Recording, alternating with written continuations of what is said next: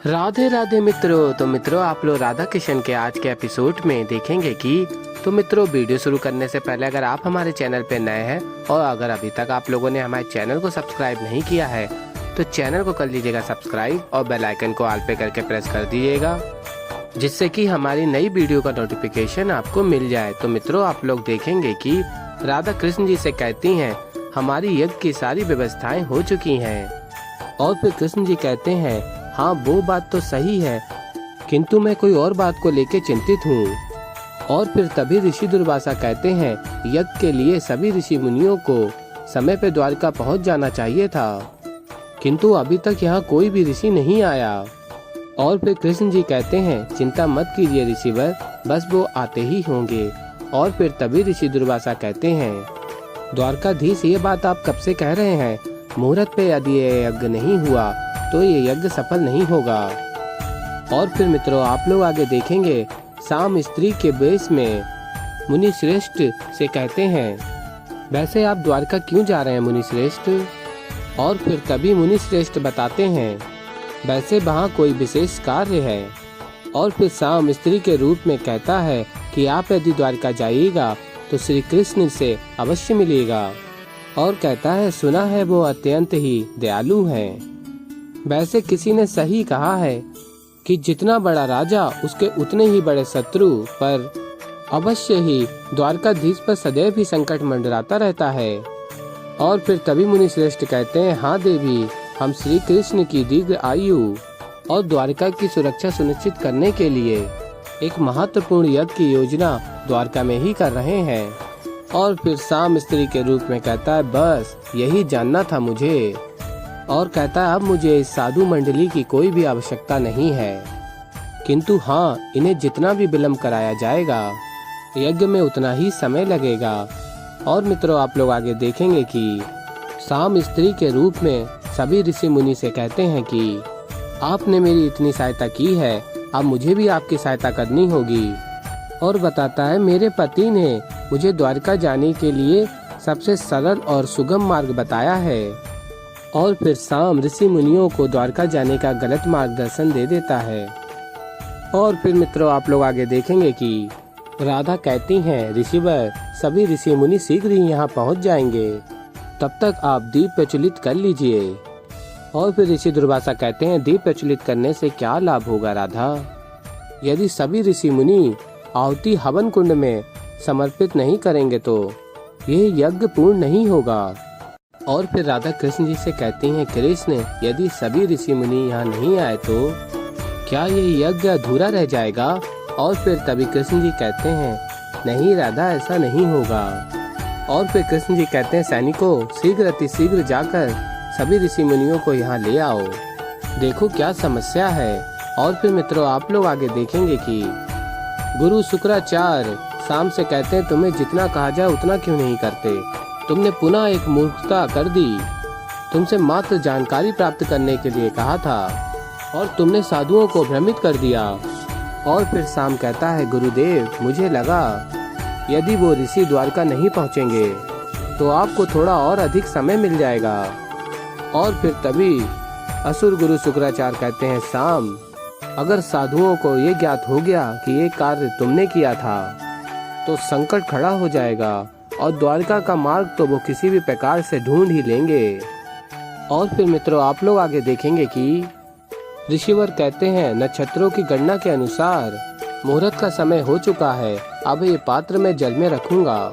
इसमें एक छिद्र है जिससे निरंतर जल भरता रहेगा और जब ये पात्र भर जाएगा और जलमग्न हो जाएगा उस घड़ी मुहूर्त का समय भी समाप्त हो जाएगा। और फिर आगे आप लोग देखेंगे ऋषि दुर्वासा कहते हैं हवन कुंड प्रज्वलित ज्योति भी अब बुझने लगी है, यदि कुछ समय में ऋषि द्वारा आहुति नहीं दी गई तो द्वारका की रक्षा के लिए हमारा किया गया ये प्रयत्न विफल हो जाएगा। और फिर मित्रों, आप लोग आगे देखेंगे कृष्ण जी राधा से कहते हैं यही एक अवसर है कि हम अपने प्रेम का तीसरा चिन्ह अंकित कर दें। और फिर आगे आप लोग देखेंगे राधा कृष्ण के प्रेम से ज्योत प्रज्वलित हो जाती है। और फिर कृष्ण जी राधा से कहते हैं ये अनंत काल तक जलेगी, कभी नहीं बुझेगी। इसमें राधा कृष्ण का प्रेम सदैव रहेगा। और इसी प्रकार हमने पृथ्वी पे इस अग्नि में हमारे प्रेम का तीसरा चिन्ह बना दिया है। और फिर तभी शाम कहता है, क्या ये कैसे संभव है? और फिर द्वारकावासी कहते हैं, ये तो चमत्कार हो गया, अब ये ज्योति नहीं बुझेगी। और फिर तभी शाम कहता है, ये कैसे हो गया? हो ना हो ये कोई द्वारकाधीश की माया है। और कहता है, किंतु यज्ञ ज्योति बुझे या ना बुझे, अन्य सभी ऋषि विलंब से पहुंचेंगे और तब तक यज्ञ का मुहूर्त बीत चुका होगा।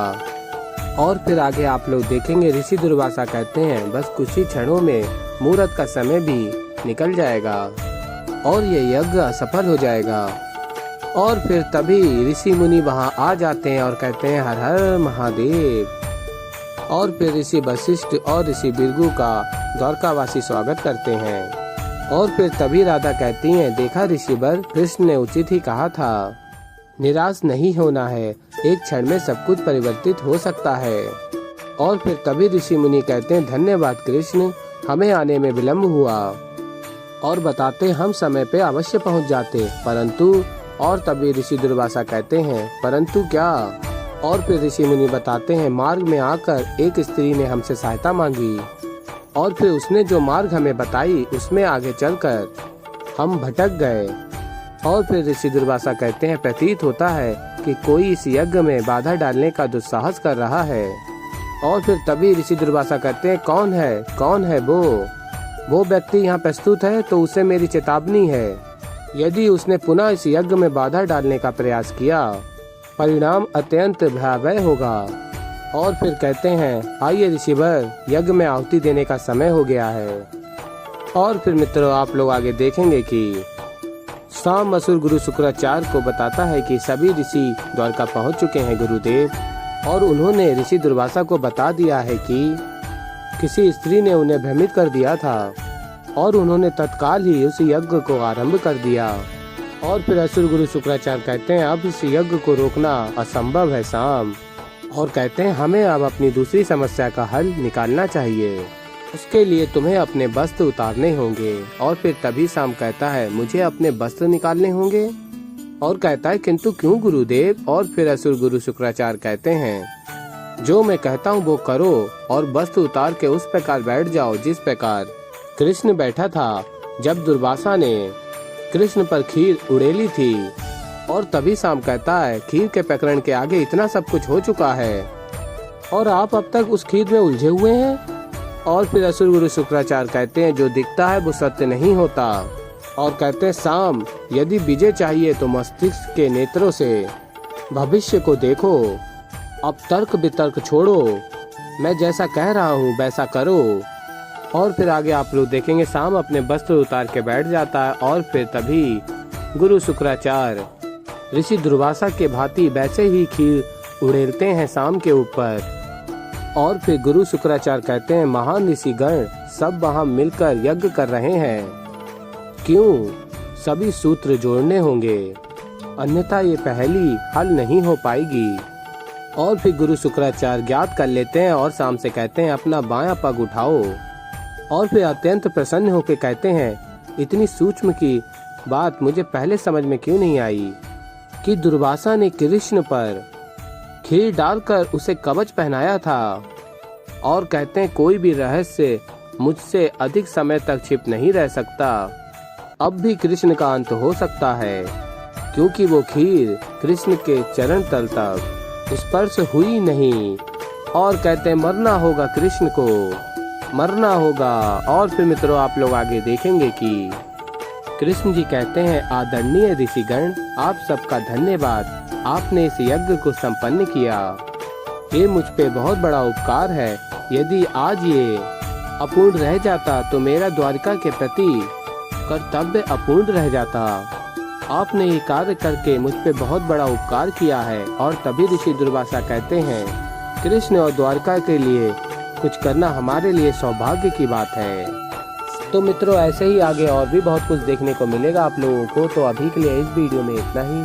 अगर मित्रों आप लोगों को हमारी वीडियो पसंद आई हो तो वीडियो को कर दीजिएगा लाइक, चैनल पे नए हैं तो चैनल को कर लीजिएगा सब्सक्राइब और बेल आइकन को ऑल पे करके प्रेस कर दीजिएगा, जिससे कि हमारी नई वीडियो का नोटिफिकेशन आपको मिल जाए। तो मित्रों मैं मिलता हूँ जल्दी आप लोगों को एक नई वीडियो के साथ, तो तब तक के लिए मित्रों राधे राधे।